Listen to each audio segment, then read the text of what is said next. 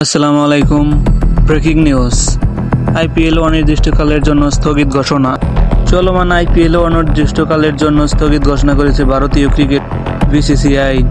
ভারত পাকিস্তান সীমান্তে উত্তেজনায় cricketer, coaching staff সহ আইপিএলের সঙ্গে সম্পৃক্ত সকলের নিরাপত্তা নিশ্চিতের তাগিদে টুর্নামেন্টটি স্থগিত করা হয়। ভারতীয় ক্রিকেট বোর্ডের সূত্রে বরাত দিয়ে হিন্দুস্তান টাইমস এই খবর দিয়েছে। বোর্ডের সূত্র হিন্দুস্তান টাইমসকে বলেছেন, আমরা অনির্দিষ্টকালের জন্য আইপিএল বন্ধ রাখার সিদ্ধান্ত নিয়েছি। খেলোয়াড়দের নিরাপত্তা আমাদের কাছে সবকিছুর আগে, যে কারণে তাৎক্ষণিকভাবে আমরা টুর্নামেন্ট বন্ধ রাখার সিদ্ধান্ত নিয়েছি। কবে কখন পুনরায় আইপিএল বাকি ম্যাচগুলো শেষ করব ও বিষয়ে পরে সিদ্ধান্ত নেওয়া হবে। আমাদের জাতীয় স্বার্থ সব কিছুর চেয়ে গুরুত্বপূর্ণ।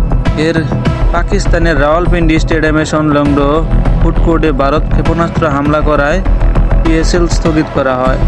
পরে তা সংযুক্ত আরব আমিরাতে সরিয়ে নিয়েছে পিসিবি। ওই হামলার জবাবে জম্মু কাশ্মীর সীমান্তে হামলা চালায় পাকিস্তান।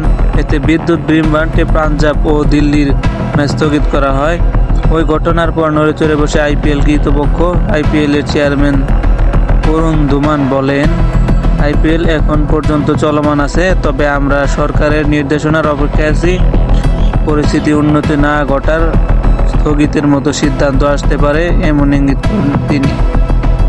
সংবাদ মাধ্যমের দাবি, বিসিসিআই চেষ্টা করেছেন নতুন করে আইপিএলের সূচি ঠিক করার। সীমান্ত থেকে নিরাপদ এমন শহরগুলোতে আইপিএল বাকি অংশ শেষ করার প্রস্তাব আছে টেবিলে। আবার নিরপেক্ষ কোনো ভেন্যুতেও সরিয়ে নেওয়া হতে পারে টুর্নামেন্টের বাকি অংশ।